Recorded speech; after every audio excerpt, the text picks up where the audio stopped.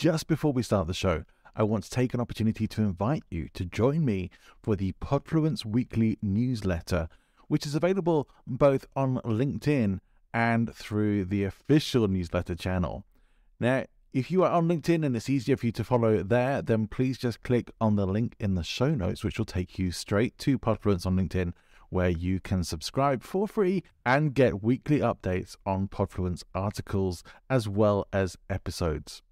If you would like to subscribe to the full newsletter where you'll get additional materials and, as my little incentive to you, my pre-podcast guest checklist for you to use when you're appearing on podcast shows so that you can be fully prepared every single time, then please click the link to the official newsletter in the show notes. Hope to see you there. Let's get on with the show. Welcome to Speaking of Influence, the podcast for speakers and professionals or anyone who wants to present with impact. Hosted by presentation persuasion coach John Ball. Remember to like and subscribe.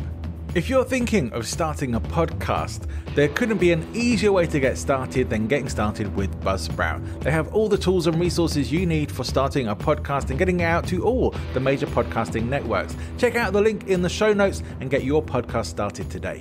Welcome to the show. I am very happy today to be joined by a special guest, someone who I've really enjoyed chatting to before even getting to the recording, and I know that we're going to have some fun on this show today. She is a speaker, she is an actor, she is a comedian, she is many things, and she's also a congenital anosmic, and if you want to know what that is, did I get it right? Yes. Yes. So if you want to know what that is, stay tuned because it was an education for me as well. Please welcome to the show, Dia Klein. Oh my gosh. Thank you so much. I love that you said it right. Oh my gosh. I trained you well. Yeah, I feel like I've grown in your very presence. So, that sounded really bad. It's all good. We'll just skip over it. Yeah, we'll skip over that. But welcome to the show. We had a really fun conversation preparing and planning for recording an episode together. So I've been very much looking forward to getting to speak to you. And one of the reasons for that is because we also have quite a lot in common. Like we're both very active in our Toastmasters groups, right? So absolutely, we're yes. Avid Toastmasters, and so that's always great to connect with Toastmasters from around the world and people who have developed themselves and their speaker training or their speaker careers through the Toastmasters organization. So let's start there. Let's start with Toastmasters, because I think you went into Toastmasters for very similar reasons to myself, which were? My reasons were to go in and practice who I am, practice speaking, and learn how to develop my voice. I wanted to hear how other people took me in. I wanted to improve on how I did what I did, how to advance in my speaking skills, and get feedback, which is so important.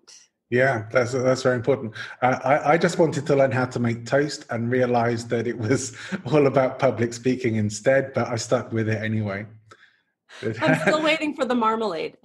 Yeah, I know. The service there is terrible. But it's horrible.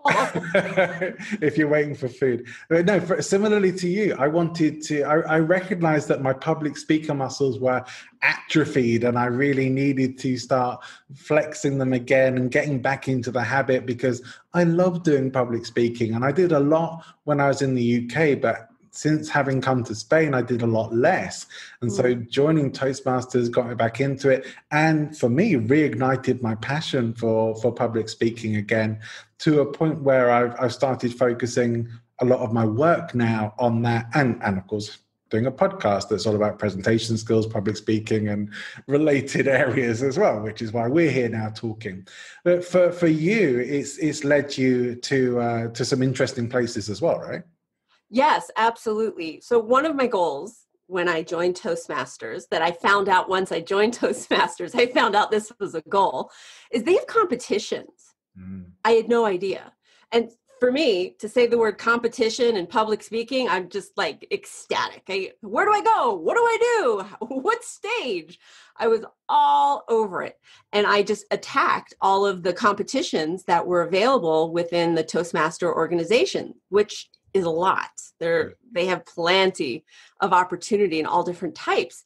And in that journey of me simply competing, because that was a desire of something I wanted to do, I discovered pathways that I had no idea were open to me. And that for me is that's the beauty. That's the power of the action of moving forward, of just deciding to do something because you want to do it and having a result come to you completely unexpected, possible in thought perhaps, but just an opening of an avenue that you decide, yes, okay, I am walking down this. Thank you for the opportunity for opening it up. Yeah.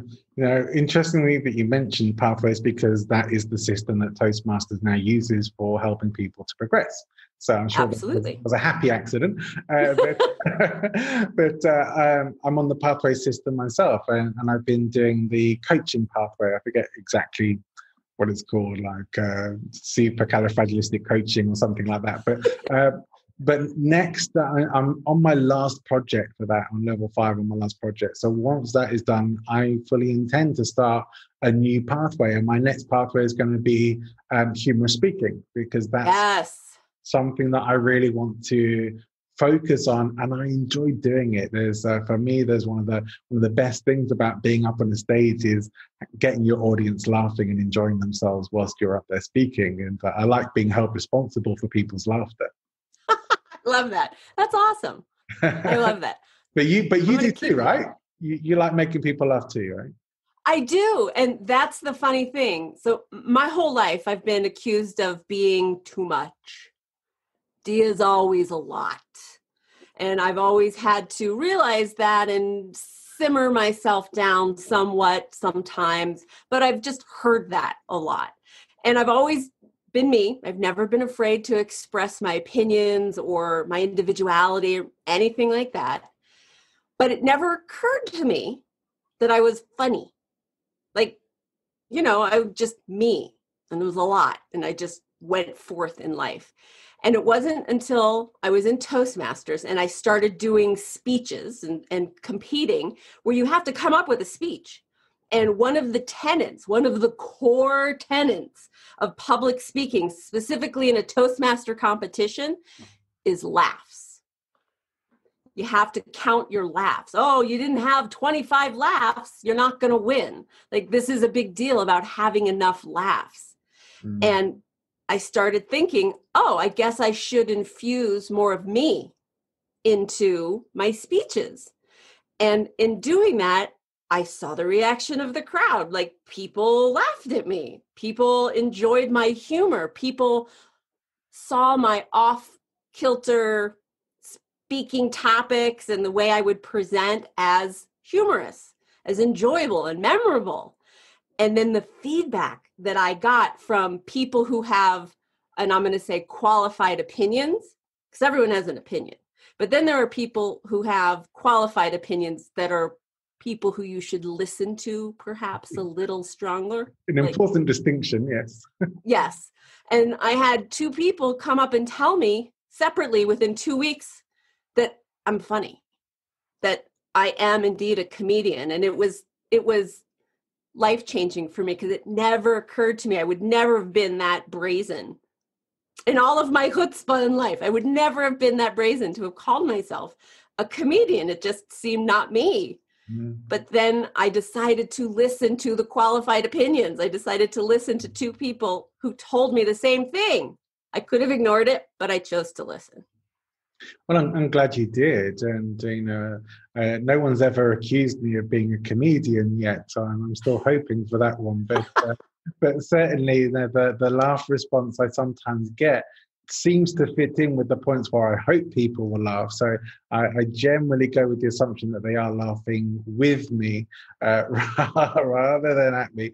But again, it remains to be seen. But there's nothing quite like it. But when you're giving a presentation that Toastmasters does many things, and it doesn't necessarily give you the tools for humor. It really just kind of gives you the platform to be able to get comfortable with trying these things out and being more of yourself on the platform as well. Like, not everybody who gets up on the stage needs to be rip-roaringly funny, but it's certainly going to help in terms of engagement with your audience if you can at least have a bit of lightness and humor in you, what you do, what you say, or your approach to things that might even be just a very corny or cheesy joke that might get a few laughs, but gets people engaged. Because data-heavy presentations, for starters, or deeply sad or depressing presentations, and I've seen those as well,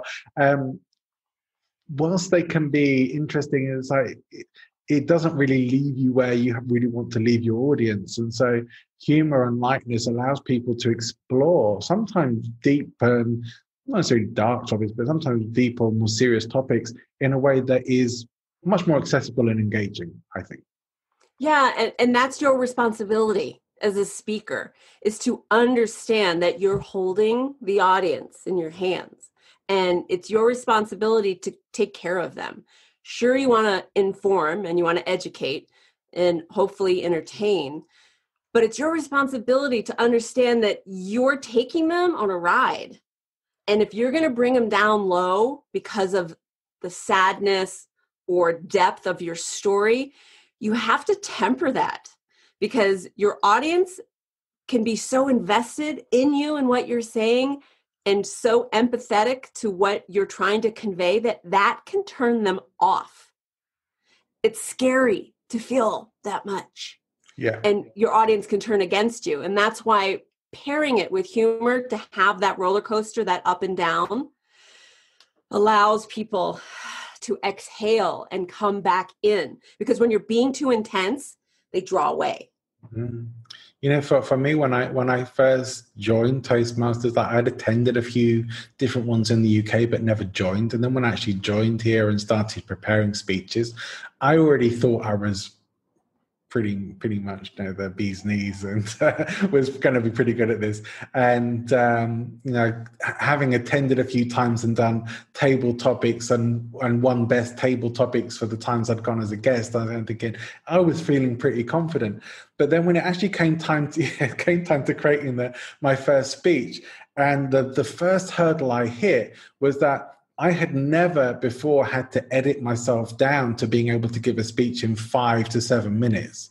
And that has been one of the most challenging things for me, and something I've gotten better and better at, but has been really valuable as well, because you start to realize just how much people ramble on about all sorts of stuff and not get straight to the point. It's like, well, you got 5 to 7 minutes generally to give your presentation, unless you're doing something a bit more keynote in Toastmasters, then you have to get straight down to it. There is some room for play and fun, but there's not room to have too much meandering or explanation of what's going on. You really have to cut a lot of stuff out and get the heart of what your presentation needs to be. And that's, I think, the goal of all speakers within Toastmasters. Of course, to overcome that fear of public speaking and standing up in front of people and having your heart beat. But the goal of understanding how to convey your ideas, your thoughts, your comments succinctly upon a theme without meandering all over the place, and expressing what it is you want to say beautifully without losing the person. Because you can talk and people nod, yeah, sure, following you, and they're not following you, because it is incredibly difficult to listen and have things penetrate. It's hard.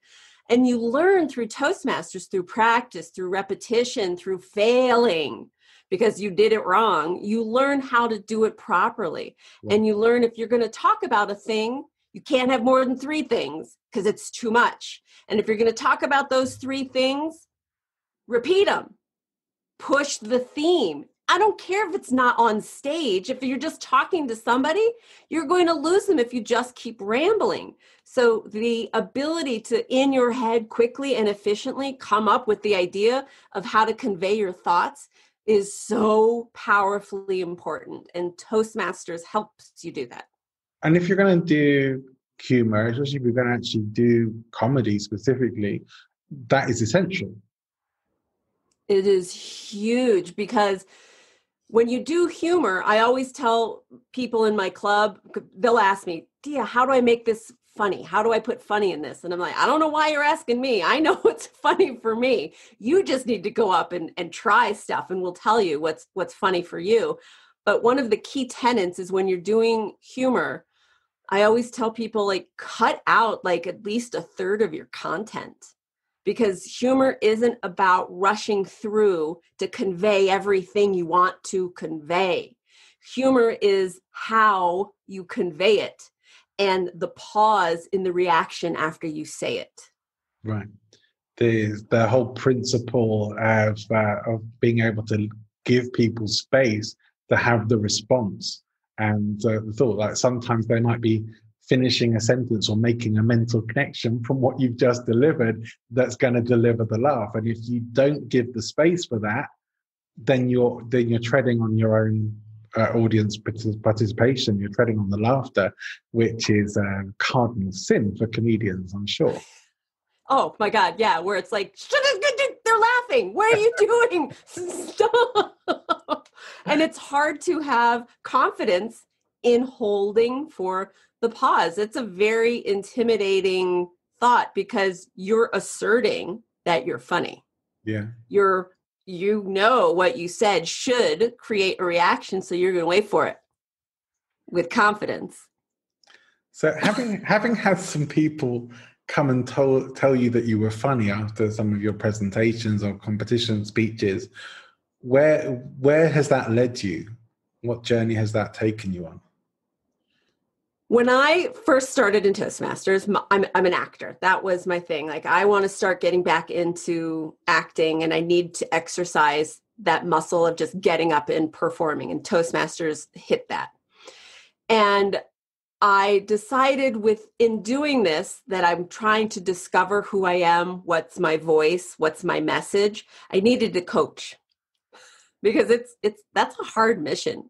It's really difficult when people say, tell us who you are. It's like, I don't know, haven't figured it out yet. So I hired a coach to help me. And within like 90 seconds of talking, he was like, you're a comedian. Okay.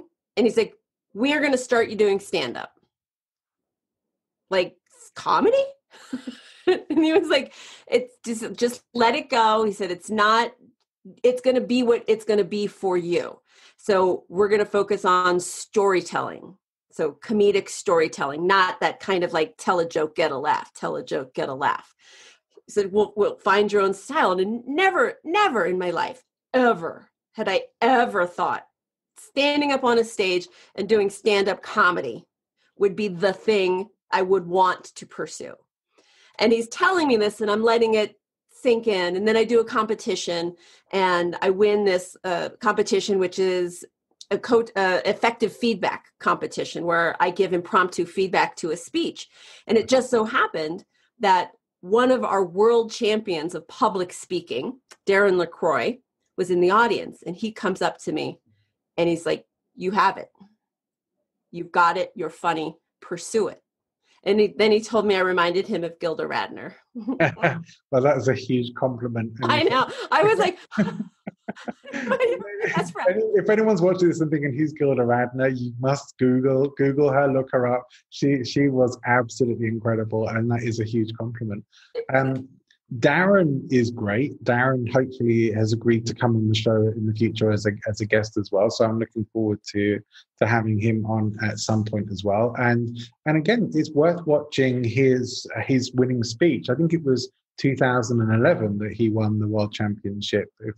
I could be misremembering that, but I think that's the year he won. It's got a 1 in it. It's either 2001 or 2011. Yeah. 2001 was the year of 9/11, wasn't it? So I don't think it was that year, but I could be completely wrong. Anyway, regardless of that, find Darren's winning Toastmasters speech. It's pretty funny. I think it's called Oops. I think it's called Oops or something like that. Do you know what? I should remember that, but I don't. I just even though I've analysed it because I've done some courses and training with Darren, I can't remember the name of it. But definitely, it's a funny talk. Like Darren is a stand-up comedian as well as a presenter, and definitely it makes a big impact in terms of his delivery and how he's able to deliver a talk and presentation. And so you brought a lot of that into what you do now as well. So you're actually going out performing comedy routines now, yeah? Filming the routines? Is that, I'm sorry. Performing. Oh, performing. Yeah. So, well, before COVID, I would go out and perform a part of a show. And it's so interesting because it really is about finding your voice, finding your message, finding your delivery.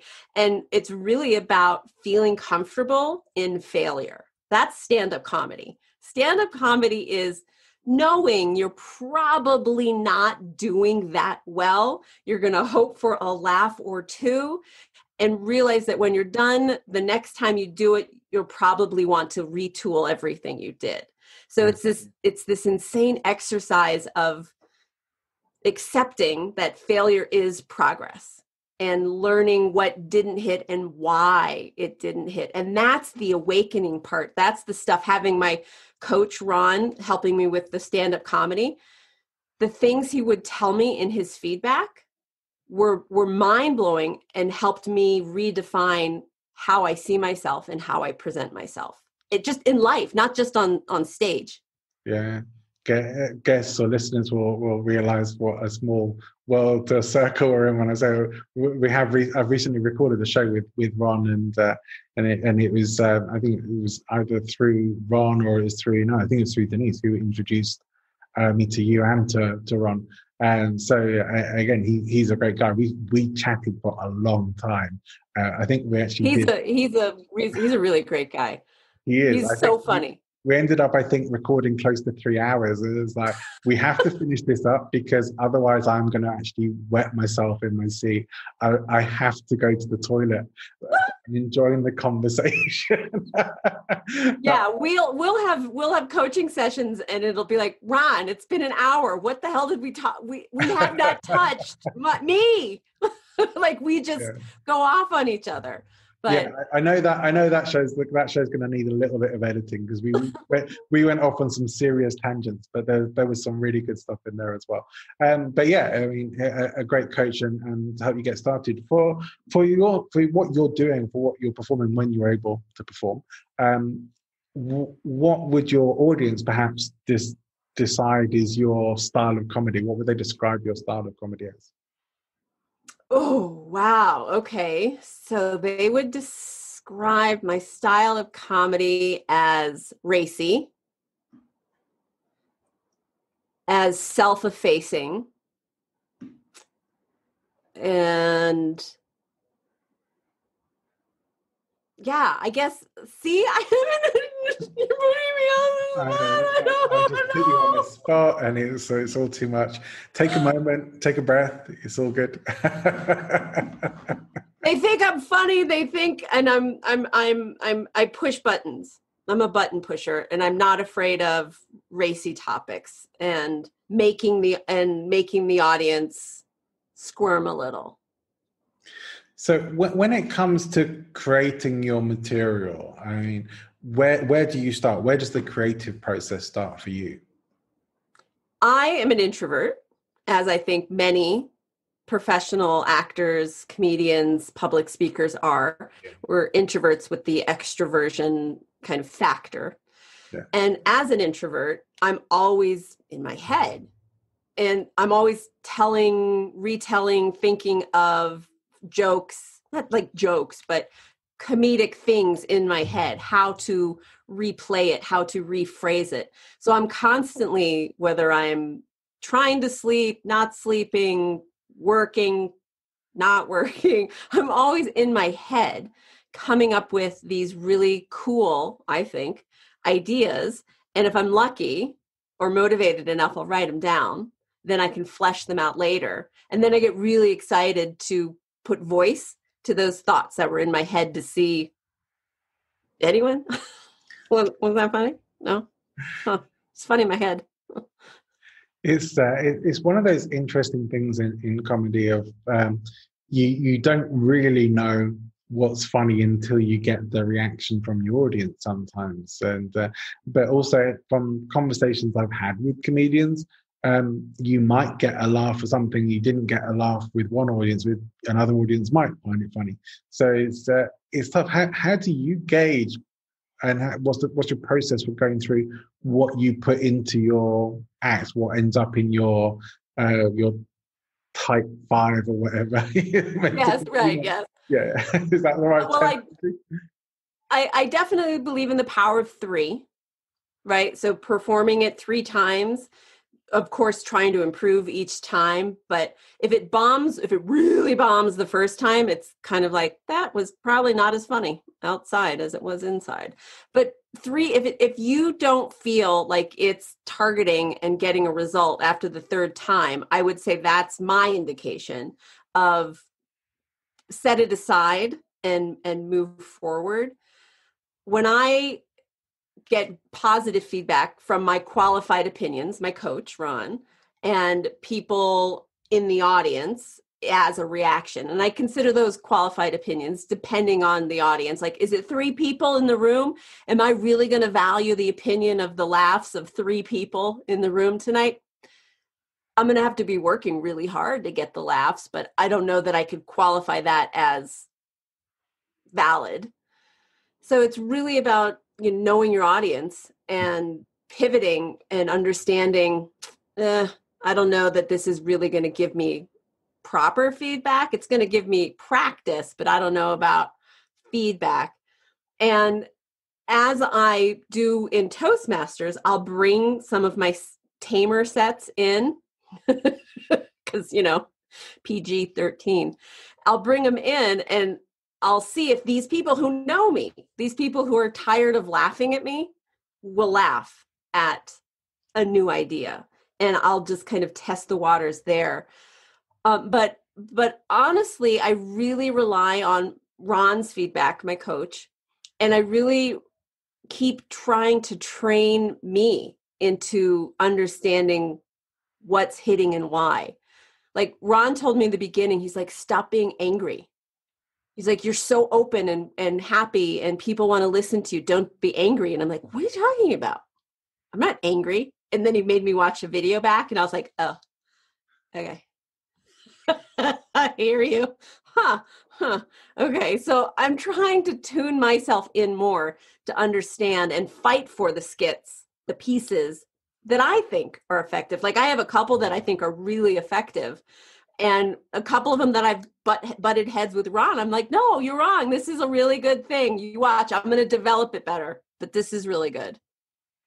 Yeah. And do you normally, does your gut instinct normally turn out to be right? Or is it hard? No, you don't know until you deliver. Yeah. Well, so I've been trying really hard. No, I don't know. I've been trying really hard to make this bit with a mustache funny, like a real mustache. On yourself? On myself. Okay. And I've tried many different ways. It is nearly Movember, so. Oh yeah, it was like. It was originally from a speech. It was originally from a Toastmaster speech about body hair, pubic hair, all of that, and I thought it was effective for the speech, and I thought I should bring it into the comedy routine, and it hasn't hit. Like I have not been able to open that little zipper crevice of why this is funny. Everything I try, it's like the laugh is me walking out in it, and then nothing I do after that is funny. So I'm like, maybe I have to give that up. But then I do this thing called the anosmic magic trick. That is a set I love. And I fight for that one with Ron. He's like, is that really that funny? And I'm like, it is. I promise you. And I'm right, because every time I do it, it breaks down every barrier that your audience would have with you, because it's an interactive piece. And everybody by the end of that piece is fully on my side and invested in me being funny. Yeah. So this is probably a good time to explain to our audience what a congenital anosmic actually is. Excellent segue. Yes. I am a congenital anosmic. Congenital meaning born with. Anosmic means without the ability to smell. So I was born without the ability to smell, which is unusual. Less than 1% of the world's population are like me. With COVID, we're getting more acquired anosmics, people whose symptoms are the fact that they've lost the ability to smell and taste because of the virus, and it comes back slowly for some not all the way. So that's a different type of anosmia. Mine is just my nose, so I can taste. And it's this really weird thing about me that I didn't invest much thought into. But when you go down the avenue of trying to define who you are, what's your brand, why somebody should care about what you have to say, what's your message, it occurred to me that this weird thing about me is a really cool idea to start defining my brand on, to get people to recognize who I am. And I get to put out in the world, I get to educate while I'm entertaining and raise awareness for anosmics and anosmia worldwide. It's a fairly unique thing. What would then be the name for people who just don't realize that they smell? Men. Good. Although I fall into that category because I can't smell myself. I don't care. I mean, I know how to stay clean, but I'll definitely put myself in that category of like, you should shower. Yeah. It was people start backing away with their handbags over their faces, kind of thing. Yeah, it's like, oh, is that bad?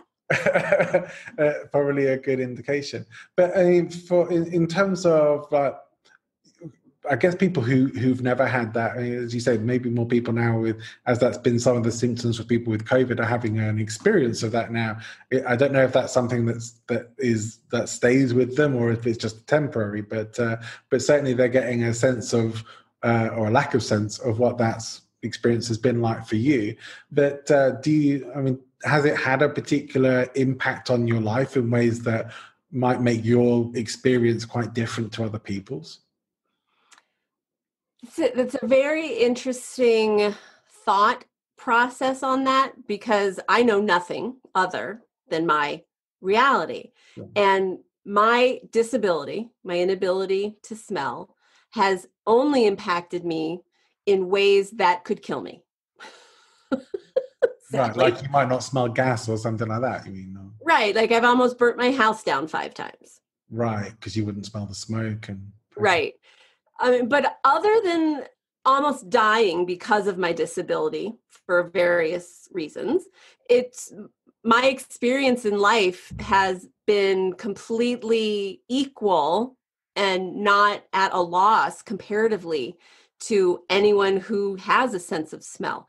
It's the people who lose it, whose lives are really affected. Right. They have a really, really hard time. I would imagine if you became blind after having sight, right, then you've experienced a loss. I don't have a loss. For me, it's just a cool superpower or supervillain power, depending on... Is that like no sense of taste as well? I mean, the smell and taste are kind of the same thing, right?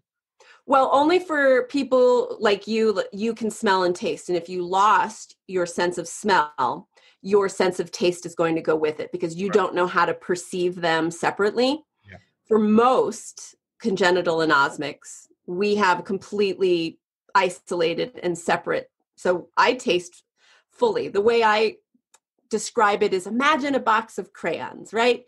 The way you taste is like the box of 95 Crayola crayons with the sharpener in the back. You got that whole pack that you can use to describe taste. For me, it's like the off-brand pack of 12. It's the same, it's just different. Right. So, I mean, in relationships, a game of Dutch ovens isn't good. You're always going to be the winner, really, aren't you? So. Yeah, this is funny. You'll enjoy. So last night I ate something that did not agree with me, and my daughter was like, "Oh my God, the house smells horrifying," and she asked me to turn the attic fan on, and she's like, "I think you're getting sick." She says, "Your farts smell so bad. I think you're getting sick." I was like, "No, I just ate dairy." So it's not death. It's just dairy. Yeah, but how did you then go about turning this into a comedic routine? What does give us a taster of what your anosmic comedy routine is like? So the big hit of the anosmic comedy scene is the anosmic magic trick. When I explain to the audience that I have this really cool thing called congenital anosmia, I can't smell, and I immediately, when I tell people, I get inundated with questions. And then I reference Johnny Carson. Remember Johnny Carson, American talk show host? Yeah, I know the name, and I've seen old footage, but yeah, it's not very popular old school talk show host. And he would do this bit called with a character called Karnak the magician. And he'd put on a turban and he would give you the question. He would have the audience say an answer, somebody say an answer, and then in a sealed envelope was the question. So my routine is a la Johnny Carson's Karnak, because when I tell people that I am anosmic, I hold up an envelope, 3 envelopes with 3 responses in them. And I say, I've already answered your questions. Who's got the first question for me? And they ask me the question. I open envelope 1 and read them the answer, etc. And for whatever reason, I hit it every time because I have magic powers, I guess. It's my magic trick. But it's a really fun reaction from the audience to hear the sealed answers to their random questions. So you haven't got your own like variations on the "my dog has no nose" joke or anything like that. No. And then it just goes raunchy from there, right? It's just all about, if you can't smell, what are the things you can get away with? Well, a lot. Yeah, gosh. Yeah, my brain hadn't gone there yet, but yeah, now it has. Okay. Yeah. And it gets, I mean, like I said, it gets really blue, right? It gets really raunch. It can, people have to be like, okay, that's probably too much. Is it though? Let's have 3 audiences reactions, see if it really is too much. So only one way to find out, right? Yeah. I mean, because it can get really bad, and it's ladies and gentlemen, you'll find a stick bag behind the safety instruction manual in the seat pocket in front of you. Not suitable for a Toastmasters meeting, FYI. No. It's maybe not quite motivational enough for a Toastmasters kind of speech or presentation, but certainly a lot of fun. And probably a great night for Toastmasters, but that's probably one to have in a pub. Where yes, there have to be cocktails and low lighting. I think that would make all the difference for that. But that's great. I mean, recently I did a recording with a lady who, Raylene, who is this.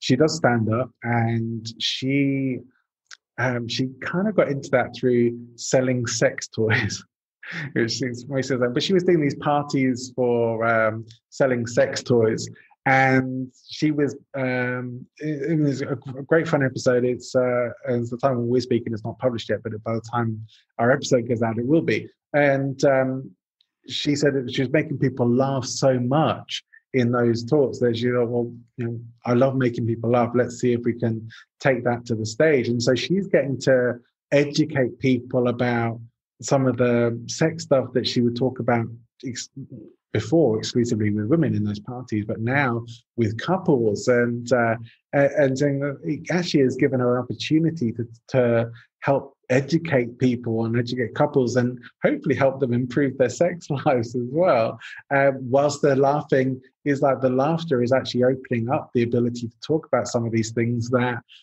maybe are a bit difficult for people to talk about in their relationships. And that was, for me, that was really fascinating. I think it's great what she's doing. She's very funny as well. So, that's so funny, John. That's so tangent. It's so tangential because I used to manage independent video stores, and part of each independent video store was a porn section. And I was in charge of buying, screening, cleaning, and promoting all the videos in the porn section. And I have very humorous stories as well about the taboo subject of porn and people wanting to, this is of course before the internet, where you had to go into the store and rent or buy the first question that comes into my head may not be the one that you're expecting, but what is the funniest name for a porn film that you've ever encountered then? Oh, well, oh God. How can I say stuff on this? Yeah. I was a really big fan for a long time of She-Male Ass Masters. I thought that was pretty good. But my favorite that just touched my heart so much, because I also am a projectionist, so I worked in film in independent movie theaters as well. And one of my favorite movies is Edward Scissorhands. And about the time I was in the porn industry, we had Edward Penis Hands. Well, of course. and of course I had to watch it, and it was like, valid. It's him just with squirting penis fingers. Yeah, but no one's getting a haircut with those. So. See, I can't smell, so I don't get smell memories, but I get visual memories, and now I'm like in the film. Thankfully, I haven't seen it, and I never will. But there are definitely some fun titles to those kinds of films. So sometimes I'm quite surprised by the ingenuity that people have come up with for those sorts of titles in the past, and some of them are just plain disgusting. But it's one thing or that, or some of them are just exactly what it is, and that's fine. And then having to say them out loud to people, we're like, "What would you recommend?" Always, guys, what would you recommend? Do you like Wicked or Vivid? Oh, which ones? Right? And you're just like, and you have to say them. Well, I think the POV on this one is way more interesting than just the fake thing on that one. Whip Me Harder, Daddy, Volume 3. And then because you're so open, and I'm sure your comedian, a woman that you interviewed, would have the same experience, because you're so open and calm about talking about taboo subjects, and we're just having a conversation about penises and videos. They then kind of, men, not women, men will take it as an open door. Right. So the propositions I have received as I'm casually chatting about porn from customers have been insane. Just so inappropriate and so insane, just because you're there. Hi, yes. Mm-hmm. Lots of penises in this one. Yes. Mm-hmm. I'm sure if it hasn't already been done, there is a whole comedy routine and beyond about the many different ways that men will see opening for potential sex and try and exploit it. Yeah, I was 7 months pregnant. 7 months pregnant. Like, here's the porn, and the guy's asking me if I'm a swinger, and I'm like, pregnant. And he's like. You never know what's going to do it for people, really, do you? So I mean, that's given you some stories for sure. And you say that your whole comedy style is kind of a storyteller style. So coming back to your comedic process or how you create your content, do you kind of just sit down and start writing the stories, or do you like have a journal that you refer back to and think, okay, let's work on this one? And how do you go about that? I have tried journaling it. I've tried sitting down to write it. And without a doubt, the most effective ones for me that hit the best are ones that I have originated in my Toastmasters club during table topics or a speech, or that I've just come up with the idea and haven't really done a lot of stuff to it. Yeah. It's just stuff that I have on the spot trusted myself to say, seen a reaction and said, oh, I think this is something. But every time I try coming up with an idea and writing it down, fleshing it out, like Ron would have me do that, or taking the journal of writing down ideas, it was almost like that was the harder work. And not saying it shouldn't be hard. It should be hard. It is work. Yeah. But the clarity of my voice, of who I'm trying to be, the humor in the story that I'm trying to tell, if it just naturally bubbles up in giving a table topic 1 to 2 minute extemporaneous speech, then I kind of see the validity of my voice in it and use that as a reason to develop it. Yeah.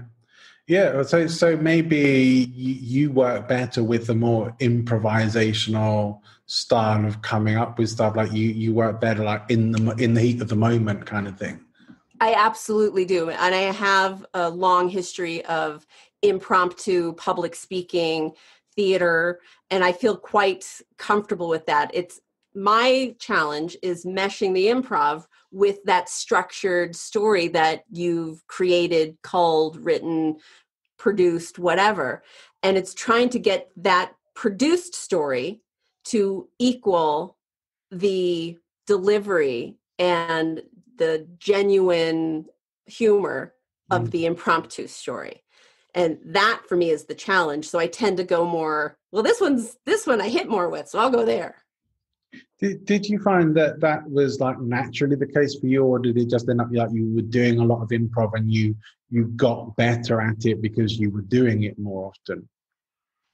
Well, everything gets better when you do it more. I like to use Robin Williams and Whose Line Is It Anyway as my examples of talking about improv, because when people say, oh, you're really good at improv, I always like to hit back with, it's not improv, right? It's rehearsed. It's years and hours and months and sweat and blood and practice of learning what hits, of learning the tone of a response. So when you would see Robin Williams just going off, he is brilliant and he could go off and he could do all this impromptu, but it's not because he didn't practice and it's not because he hadn't experimented. When you watch all the episodes of Whose Line Is It Anyway, and you see all the comedians in their improv skits, you see their patterns. You see that they've recognized and worked on responses and shticks and characters and how those accents and people respond within any given situation. So they've got this catalog that they can pull from. That's improv.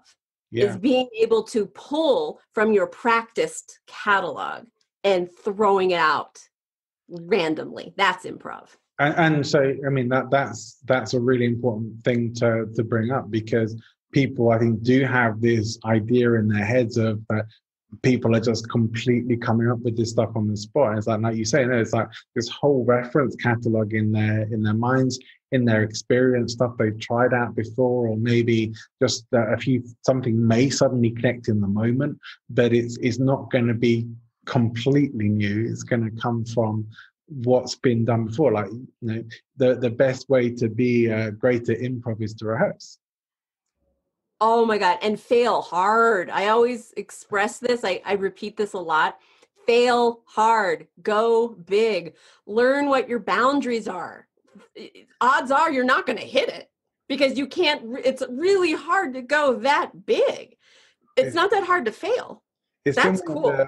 One of the most interesting, perhaps, differences I've seen in public speaking trainings in the US to doing them in the UK, and British people do generally live up to that very well-deserved reputation of being very reserved and holding themselves back. And when I've done these kinds of trainings in the US, quite the opposite. More and more people, no, I'm not saying there aren't people who aren't reserved. Certainly there are introverts who take a little longer to get warmed up. But for the most part, people just go for it a lot more and really don't hold back and have more of a willingness to fail in those kinds of situations. So it's interesting that culturally in the US, maybe a bit better at being able to go out and do those things, whereas in the UK, you're supposed to be polite and reserved, and we have to get past all of that sort of cultural personality problems before we can get to just really letting loose and going at it. And even then, I see speakers who I work with in the UK often, not to criticize all of them, but certainly a large amount of them still are feeling very reserved and self-conscious. And one of the hardest things to work with them is getting over this self-consciousness and getting out of their heads, being there for their audience and not being in there thinking, what are they thinking about me? Do they like me? Am I saying the right thing? And all that kind of stuff. It seems to generally be a longer process because we have to get past all this sort of conditioned cultural personality stuff. But you guys have like Benny Hill and Monty Python. I mean, those are very specific kinds of humor, and I'm not saying that they don't have great value, but they are very specific kinds of humor. And again, not everyone is willing to do those. And Monty Python certainly very much in the absurd humor category, wonderful stuff. But even then, in some ways, you can apply a certain level of reserve to it. Although they went to a lot of interesting places, a lot of it is quite intellectually absurd comedy. And very, very cleverly thought out. So it wasn't necessarily rip-roaringly going for improvisation, but to get people to this thing of just going for it and trying stuff and, as you say, failing hard. It can take a while. It can take a while for those of us who are much like myself, who need a bit of warming up to just get to that point. Like, now I can just do it. I can go for it because I have the experience, I have the conditioning, and I'm not in my head thinking, yeah, but everyone's going to think I'm a fool. I'm going to think I'm an idiot. What would my mum say? Those kinds of things that I can get. I'm already past that, but it's interesting that experience and actually running the trainings of how much more willing generally I find in the US people are to go for it.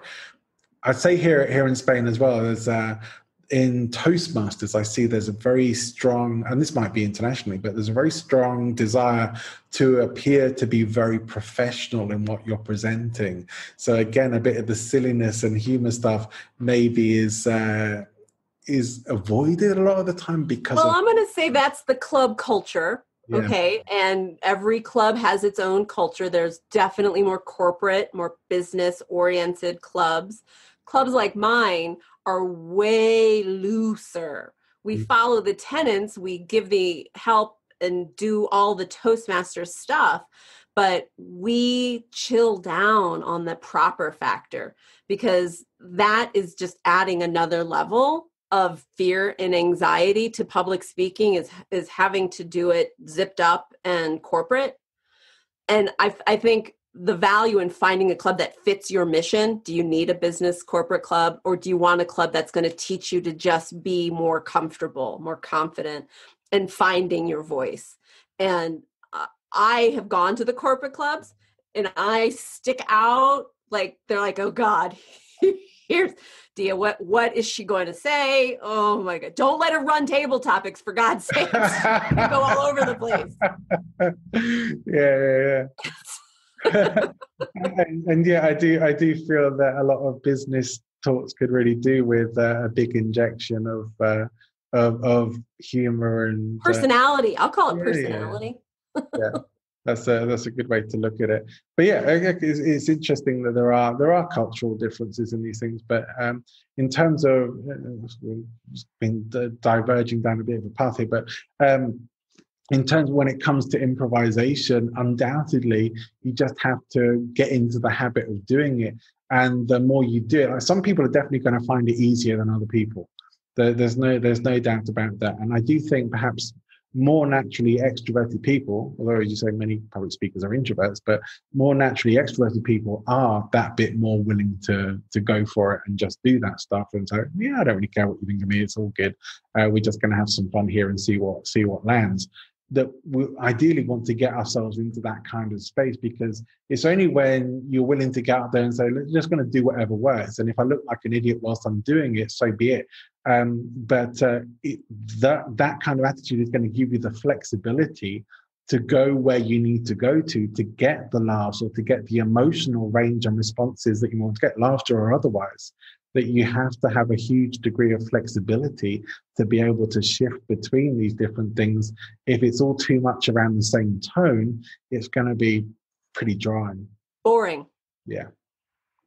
And people aren't going to get your message. And the whole point, the whole why of why you got up there to express the idea, lost.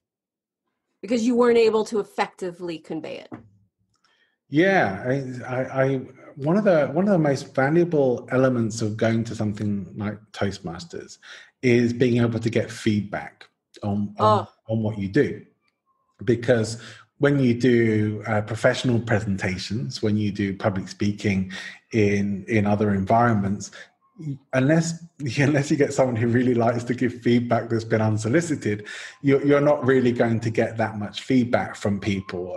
But in Toastmasters kinds of environments, people will come and give you feedback because they know you want it. And also you have someone who's specifically allocated. If you're doing a prepared speech, someone who's prepared and hopefully has been briefed beforehand as to what you're specifically focusing on and delivering, that you get feedback that's hopefully going to help you specifically improve and show you, like, be that mirror for yourself to show you, here's where you can actually use a bit of work. This bit worked really well. This bit didn't work so well. So there's room for improvement here, but there's some bits that were really sort of shining out for you. We all need that. And I think that's really, really, really valuable, whether that's with a coach or with a Toastmasters club.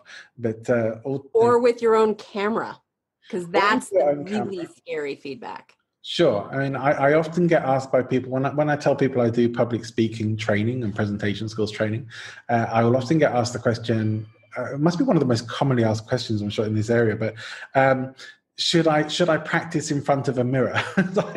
No, never practice your speech in front of a mirror, because you are never, I can't really imagine, but you're never going to deliver your speech in front of a mirror. And so whilst you might be in situations where you can see yourself on a monitor from stage in certain environments, more often than not, really what you're going to see is an audience, maybe a small group of people, maybe a large group of people, or maybe a camera, depending on what your environment is. But you're not going to see a mirror. So don't practice your speech looking at yourself. Look at yourself afterwards on camera. That's the best way to see yourself when you're presenting. But yeah, even then, even watching yourself back, you don't always see, you still see it from your perspective. You don't always get the some of the distinctions that other people are going to see, right? Yeah, and that's why that feedback is so important. Like I was saying, how Ron told me, you're coming off angry. And I'm like, I don't see it. I believe you, but I don't see it. And then in watching the video, after hearing the feedback, then all of a sudden it's like the curtains are drawn, right? And you see the light and you're like, how did I not notice that? And it's that dual process of hearing it and seeing it that for me makes the clarity and helps me then grow and change. I mean, it can be as simple as realizing that your resting hand posture is, like T-Rex hands. And you're like, this is how I gesture, right? And it's like, I had no idea, but now I see it and I will never do that again. I've seen worse than T-Rex. But it's a constant flow of information, and you are only going to see what's in your reality. Yeah. And that's why the feedback opens you up to other people's reality. So you get to say valid or not valid. Yeah. And also giving feedback to other people also does actually help you to be able to see more of your own potential areas for development. Yeah, when I first started in Toastmasters, there were two roles I did not want to do. I did not want to run the meeting and be the Toastmaster. And I was petrified of doing feedback because I really held that responsibility. I really felt responsible. I took it really seriously to give someone really effective, meaningful feedback, but it's quick, it's impromptu. You don't get a lot of time to think about what you want to say. And so I decided to lean into what I was afraid of, to lean into the thing I didn't want to do, because I figured that's where I needed the most development. So I leaned into giving feedback, and I started in competitions giving feedback in the evaluation competitions, because in doing that, I saw, as you said, how to improve myself based on how other people performed. I learned what makes effective speeches by going over and over and over and trying to find things to say. Oh, liked your vocal variety. Your use of the stage was very nice. I liked your flow. You got to come up with things that are a little more worthy of saying. Yeah. And in doing that, in discovering my voice, in giving feedback, I was able to develop my speeches, my persona better, because I had to follow the advice I was giving. I think being able to give feedback is a really good quality to have in life in general. Generally, you don't just want to be walking up to people and giving feedback like those shoes, that coat. No.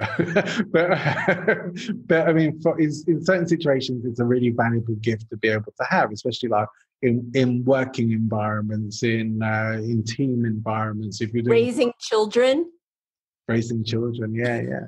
Being able to give feedback in a way that isn't just putting someone down, because a lot of people will refer to feedback as the standard shit sandwich, they call it, right?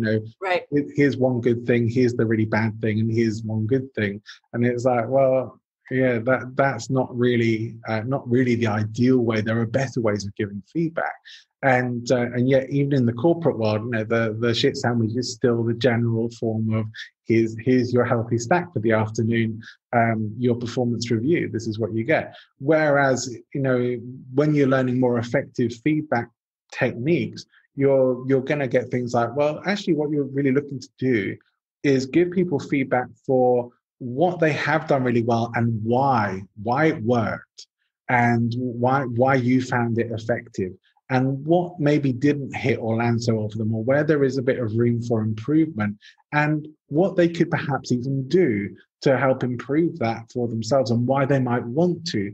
So it's not actually just saying, oh, well, actually, you were crap. So it's I can remember doing a speaker training years ago in the UK, and it was one where we were all getting feedback at the end of it, and one particular guy, like every bit of feedback he gave me was, I think he gave me about a 20-minute lecture of negative feedback from my presentation, and someone said to me, why are you sitting there listening to him? It's like everything he's saying about your presentation is negative.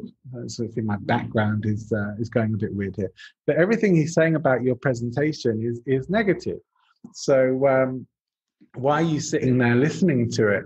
Well, it's still feedback. It's still actually going to give me something that I can grow and develop from. So I'm going to listen to it. It's like, I don't, he wasn't intending it as a, I think you're really terrible at it. He was seeing things of, he's just a very what isn't right focused kind of person. That's where it was coming from. But, I certainly saw even then, it isn't the best way. Like someone like me who was like, I'm not taking this personally, so it's okay, is all right. But many people would take it very personally and are going to shut themselves down to the feedback.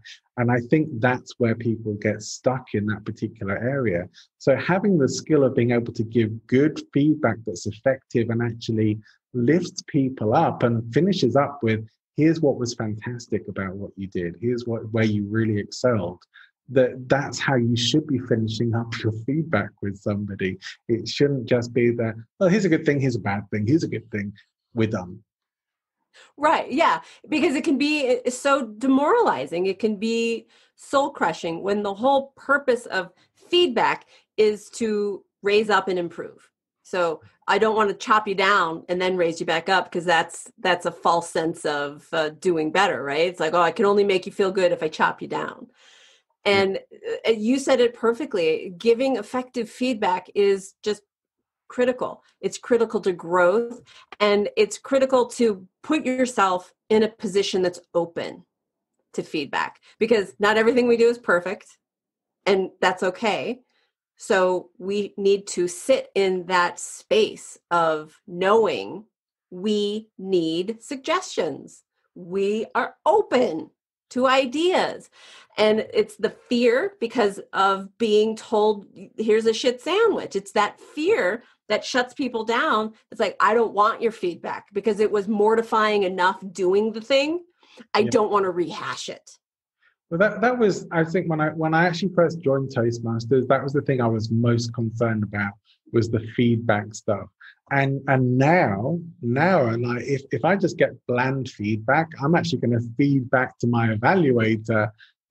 Actually, here's the kind of feedback that I was really looking for here. Here's the feedback, because bland feedback isn't going to help me or anyone else. People are trying to be nice rather than actually give feedback that's going to help people grow. And it's like, okay, there's a difference between being nice or trying to be liked.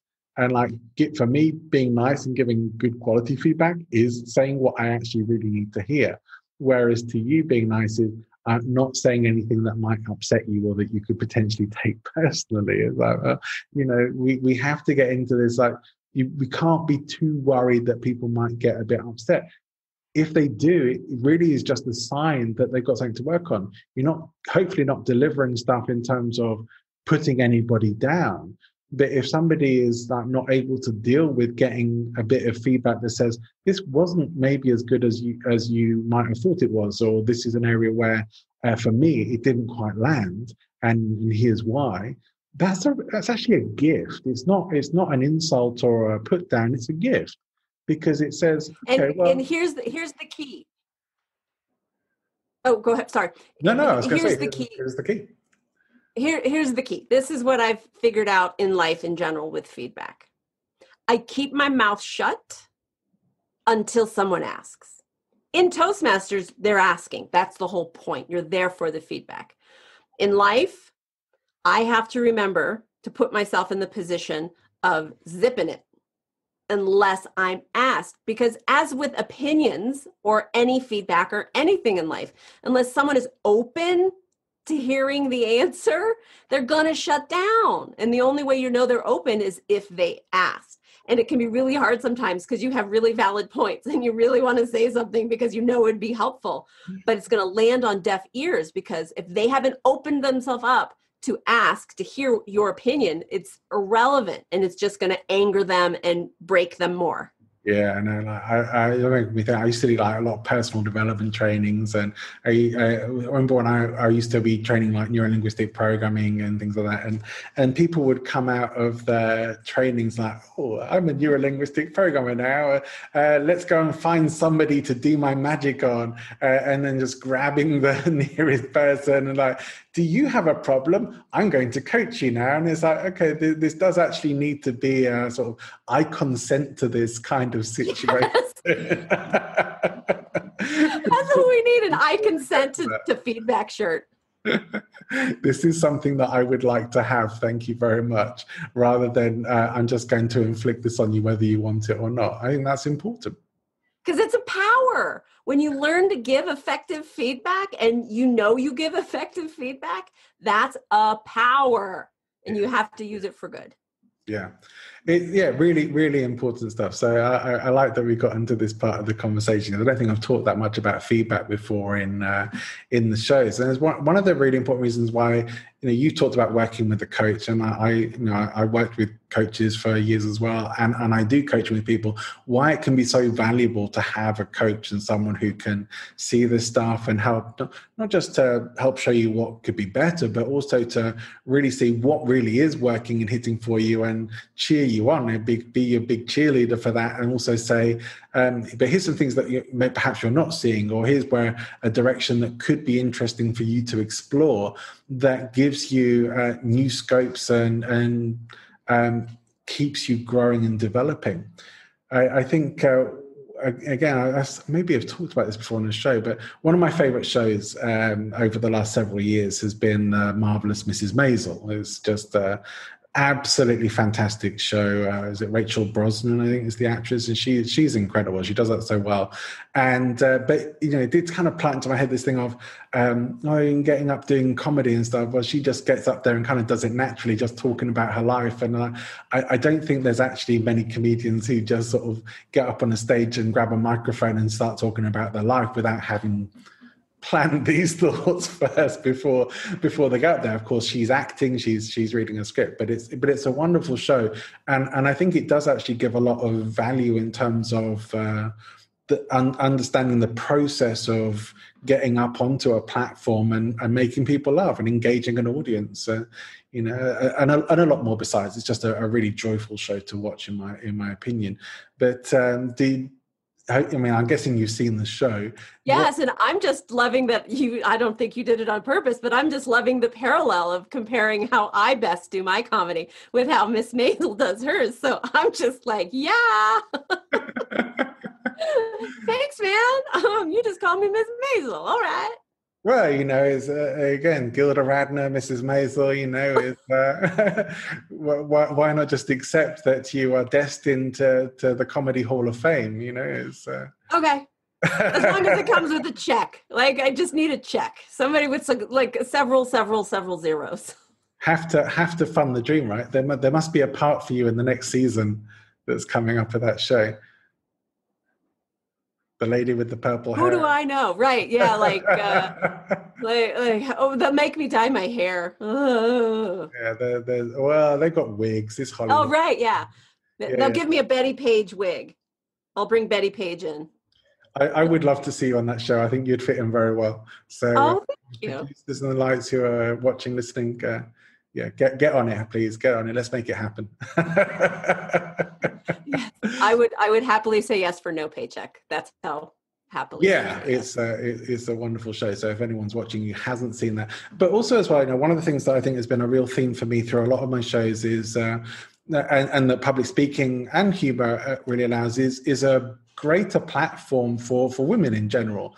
So something that has been, you know, things that are changing and really need to change, like more women stepping up into leadership roles, more women getting on stages and showing that they are funny, and more people getting on stage and being inspirational in what has before been a majority male-dominated industry, with most of the well-known speakers and gurus in the personal development world nearly always being men. That balance is shifting, and rightly so. Yeah, it makes me infuriated when people start talking about public speaking and comedy and all these things, and all they can keep putting up are examples of white men. Like, it infuriates me to no end. And even when I was competing in Toastmasters, I got all the way to the big end of our district competition, and I started talking about how women don't win in Toastmasters and how abhorrent it is. And since 48 years, there had only been 4 women that have ever won. It's ridiculous, the inequality of power and the shift that is happening. I am so thankful to be here now in this shift of women taking the stage, women having a voice, women having the power of being there, having a voice, but not just in the past where women have been there, but they've been perfect women. They've been dressed and coiffed and put together, and there are these unobtainable visions of women. I'm loving that today the women that are coming up are real humans. They're not, I have to watch my weight, and they're not like, can you see my double chin? You know, they're just like, hello, I'm me. I have value. I have a voice. I deserve to be heard.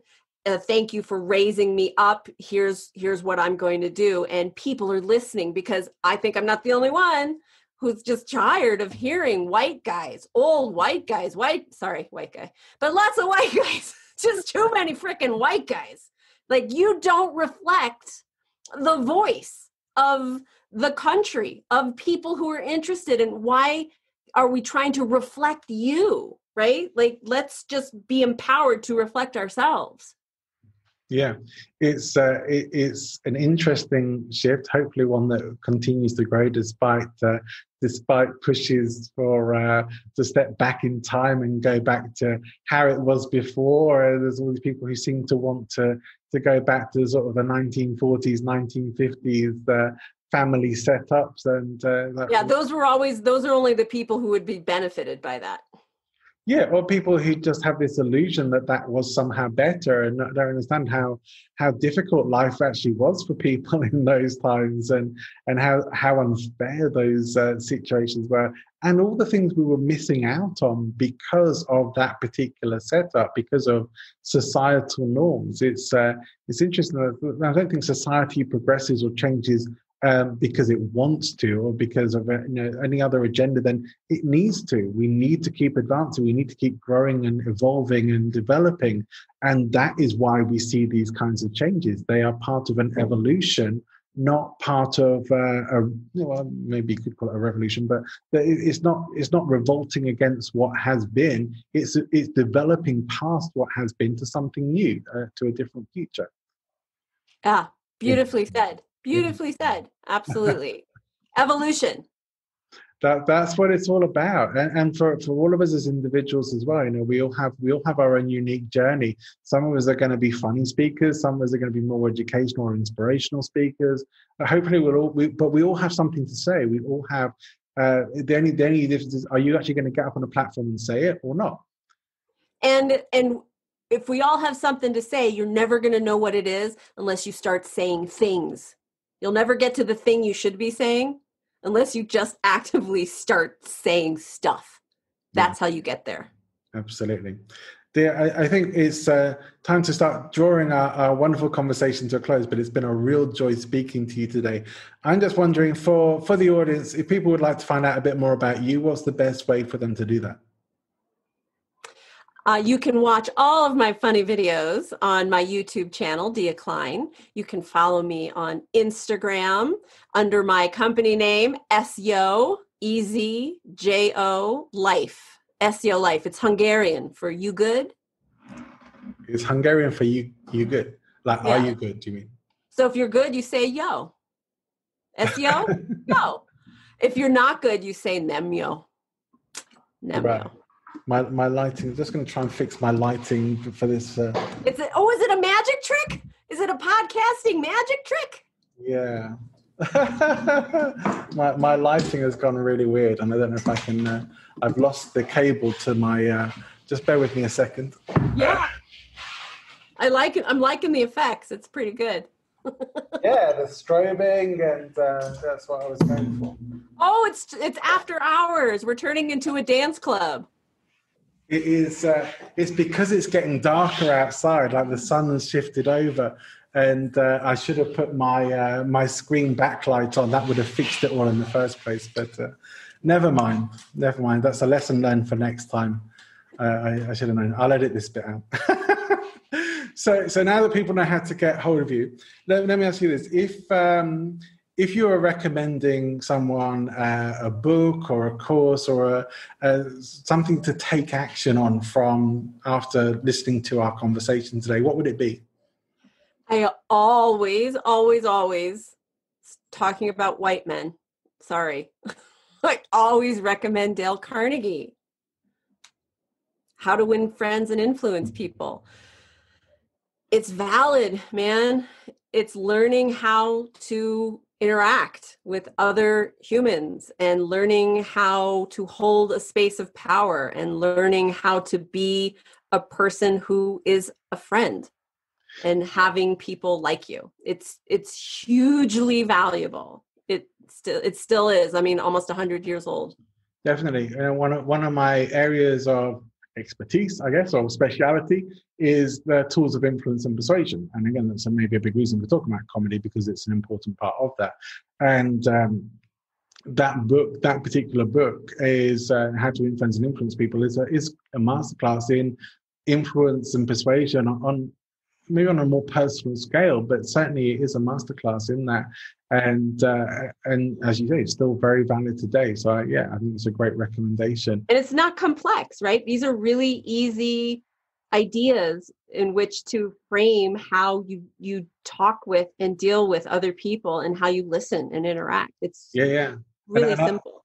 And in addition to that, another one of his books that is probably quite useful for people in these days is How to Stop Worrying and Start Living. Still very relevant, and in these times, potentially very important. Get both of those books. I'm sure they'll be on some sort of Amazon offer together, right? Or go to your library. I support public libraries. In America, we have public libraries, free books. And in the UK, I think most of them have been closed down, unfortunately. There's not so many libraries left these days, but if you have one, absolutely go and make use of it. They'll appreciate your support. Dear, I've really enjoyed the conversation today. I hope we can connect again in the future. I think there's still more for us to talk about another time, I hope. But for now, let's wrap things up and leave a closing thought for our watchers and listeners today. Go big, fail hard, move forward, and that's how you discover. Don't be afraid to go big. Don't be afraid to fail.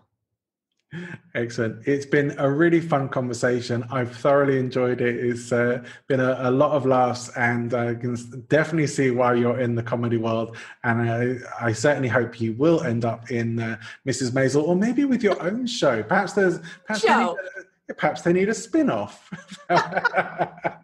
My own show. I'm the lead. Yeah. Why not? Let's think big. Right?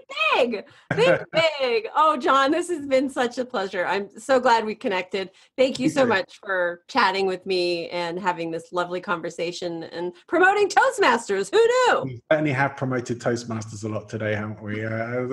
Send us a check, please. We'll be glad to do it. Although from a non-profit organization. Yeah, good luck. We might be waiting a long time. Here's a trophy. Or a pin. That'll do. I'll take it. Dear, thank you so much. It's been a lot of fun. Thank you so much. And thank you, everyone, for listening. Well, thank you, dear Klein, and thank you for tuning in. Remember to like and subscribe and leave us a review. Whilst you're here, why not go and grab yourself a free copy of the Last Minute Presentation Checklist, available from presentinfluence.com. If you'd like to get in contact with me and find out more about presentation skills, you can of course visit the website or email me, john@presentinfluence.com. My Twitter and Clubhouse handle is @JohnABall, and you can find me on Facebook. In fact, you can join my Facebook group. Speaking of influence, come and find me there and get exclusive content only for members. Next week, you will be able to tune in to me speaking with Majid Maghariban, which was an incredible conversation, as well as comedian Tiernan Duyeb, who is going to be on next Friday. It's a double header next week, so don't miss an episode. Make sure you are subscribed. See you next time.